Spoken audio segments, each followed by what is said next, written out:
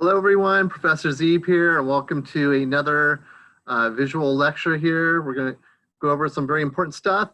So in this particular segment, we're going to cover siblings and development. You know, siblings are some really powerful influences on who we are as people, on our developmental course. A lot of us can kind of relate to this as we have, most of us will have siblings. In fact, the research basically shows that about 80% of us will have a sibling. So in other words, most people have a brother or sister and possibly multiple. And so it's well worth the time in a class like this to kind of talk about some of those concerns. I know I can personally relate to that, having a brother and a sister. All right, so let's get into our lecture here. We'll go to the slides. All right, so siblings in development here. We're going to look at how siblings can change development, some special concerns, different things that can arise in sibling relationships. Okay, number one, you have to realize that siblings change the dynamics of a family. I think that's pretty obvious, but think about a family that has one child where they're getting all the attention and resources compared to a family where they have 5 children, where they're competing for attention of mom and dad. I mean, that would completely change the picture. So once again, we know that siblings really add another dimension into families, obviously, and their developmental course. Siblings are going to be huge in many ways, and one of the most important ones is this process called socialization here, okay? Socialization is where basically we're teaching others how to be social, how to act in certain situations. More technically, socialization is establishing and maintaining relationships with other people, but also regulating behavior according to society's standards. In other words, it's pretty typical for an older sibling to be involved in what we call socialization of the younger sibling. In other words, they teach them the in and outs of society and how you're supposed to be acting. And sometimes this stuff happens when the parents aren't even around. So for example, let's say that we have 2 siblings that walk into a library, an older sibling and a younger sibling. The younger sibling may have never been to a library before, so they don't know how to act, and maybe they're talking loud and they're bothering people. So the older sibling, let's say the parents aren't around, the older sibling would say something like, hey, it's a library, shh, you know, be quiet. You're not supposed to talk loud in a library. You know, that's the kind of stuff we're talking about, where we know that siblings often are involved in socialization of other family members, especially younger brothers and sisters and things like that. I definitely can think of several examples of this with my own kids and my nieces and nephews, and I know certainly you probably can as well. Older siblings are important because they become what we call models to imitate. If you guys remember the psychologist we talked about, Bandura, who was very famous for talking about modeling and imitation, we know that one of the ways that children learn is by observing the behavior of others and possibly imitating that. So I think it's pretty safe to say that a lot of younger siblings look up to their older brothers and sisters and sometimes see them do things and being rewarded for those things. And then they say, wow, this could be me. Maybe I should be doing that too. I know I certainly looked up to my older brother. For example, my older brother was really into baseball. He's a huge Dodger fan, as I am today. And I really think that he influenced me in a lot of ways in terms of how to play baseball, those interests. You know, I really wanted to be like him when I was little. He was about 5 years older than me. But I certainly can relate to that I certainly wanted to be like my older brother because I really looked up to him. So that's why siblings are so important, is because they often serve as these models for the younger siblings to imitate. Okay, let's look at some other stuff here. If you think about it, sibling relationships will probably be some of the longest relationships we will ever have. I mean, some of these relationships could last 70, 80, 100 years in some cases. And probably there's some of the people we will know the longest. So thus, if we're exposed to a relationship for potentially 100 years or more, you know, depending on how long you live, obviously, it's got to be a powerful influence on you, especially if you're close and you maintain contact through your adulthood and so forth. So siblings, you could argue, are probably some of the longest relationships we'll ever have, and obviously a very powerful influence and enduring influence on our development. Keep in mind, we will know our siblings more. In most cases, we will know them longer than our own parents, which are obviously very, very big influences on who we are. Siblings have what we call geographic mobility. What that basically means is that there are no geographical barriers that can separate siblings and their relationships. Obviously, with the internet and things like that, but even without that, when siblings move across the country, for example, most of us will still maintain contact with our brother and sister. So the point is, they have geographic mobility. No barriers can separate the relationships of siblings in many cases. In other words, it's basically unavoidable separation in a lot of different scenarios. Siblings serve a source of support, especially in times of trouble, and that's another reason why they're so important. So for example, siblings can provide emotional support when we're frightened as children. So a lot of times the older brother or sister will step up and almost play the part of a parent if the parents aren't around when something goes wrong with the younger one. So they may comfort them just like a parent would. They do certain things to sort of make sure that they're okay. You know, another great example is going through, well, it's not a great example, but an example of where a family goes through a divorce or some kind of separation. This sibling may be the only person in the world that truly understands exactly what you're going through because they're going through it at the same time. So therefore, that's a unique opportunity to share these experiences with each other and to be there and support each other and lean on each other because this person really understands what you're going through and can relate in a way that no one else possibly could. So that's a big source of support that a lot of people go through when their own parents divorce. Sometimes it makes siblings stronger as a result of that. You know, there's a silver lining out of tragedy in this particular case where it actually causes you to grow together because you're sort of experiencing it together. So research does show that siblings support each other in times of crisis. That's pretty common. And then actually grow closer as a result. So that is backed up by research. Siblings are also interesting because they often serve as what we call a non-threatening sounding board. Some of you may not be familiar with that term. It's an old nautical term. Before they had radar and things like that and fancy devices, they actually would test the waters for ships so they wouldn't run aground and destroy the ship. In other words, they would take certain measures by dropping a line in the water and retrieve it to kind of see how deep it is so the ship could survive and keep going.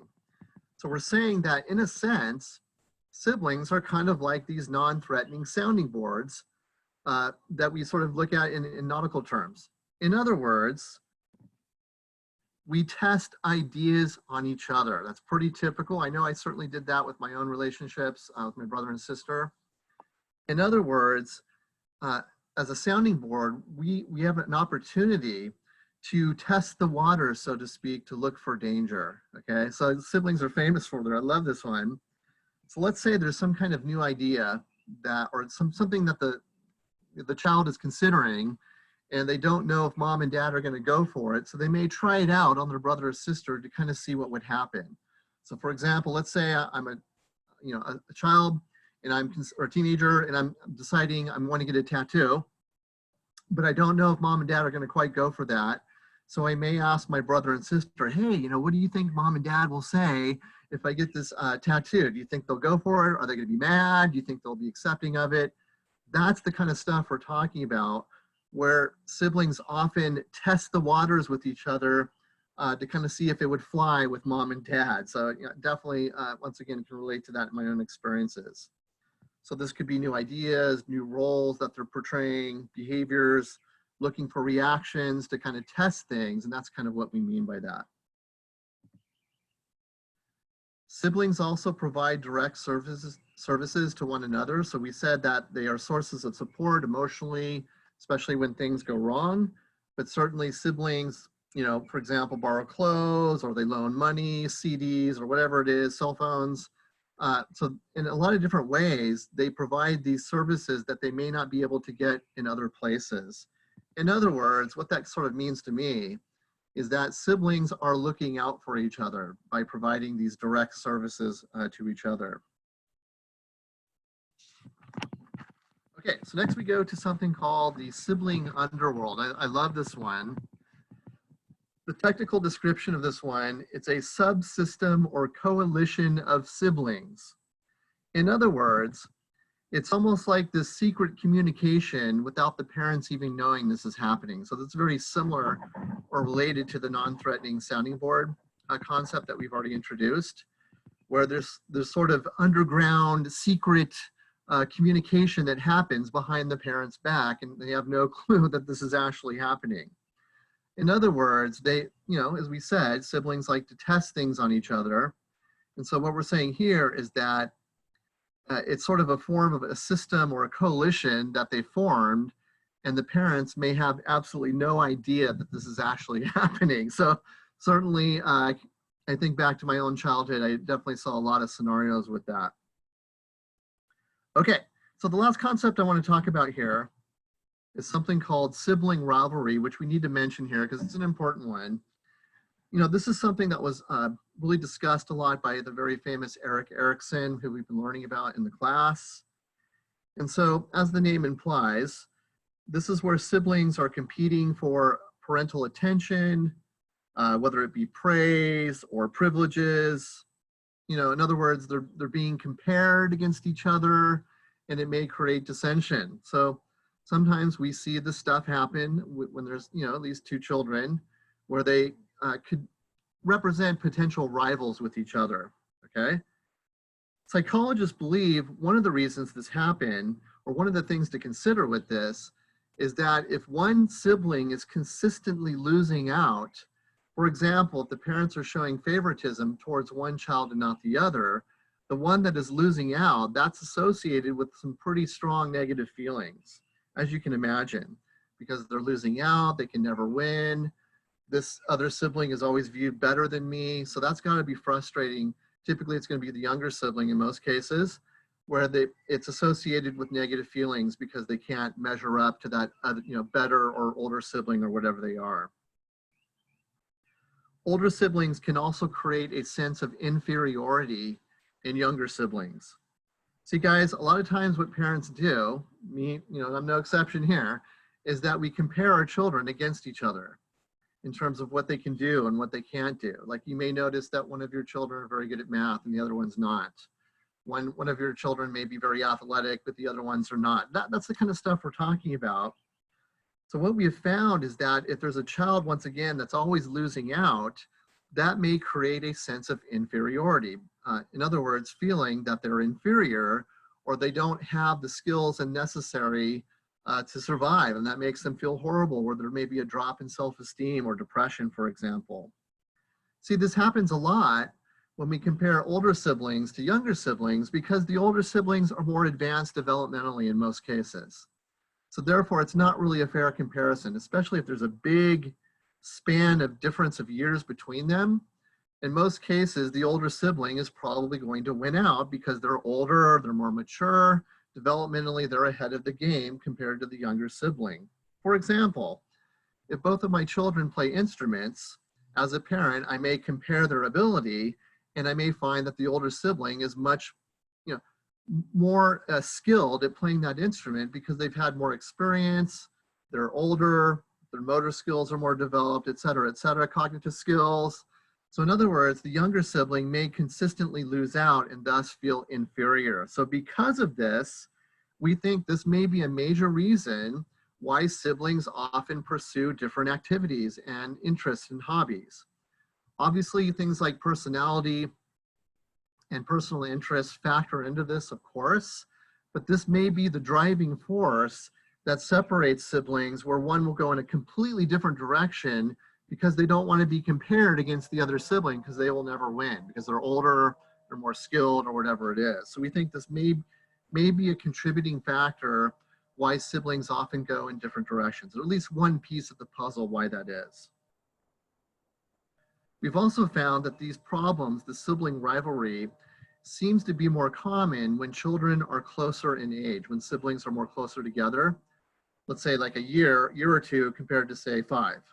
Because they're often, if they're closer in age, the comparisons seem more fair. it's easier to compare two young children together than a teenager and a child because of the big difference in age and developmental sequence, the stuff that we've already kind of talked about. So we think that when children are closer together in age, parents are a little bit more frequent in how they often compare them against each other compared to a much older child and a younger child. So once again, as a parent, you just really have to be careful with this. You don't want to put all your attention on one child and not the other.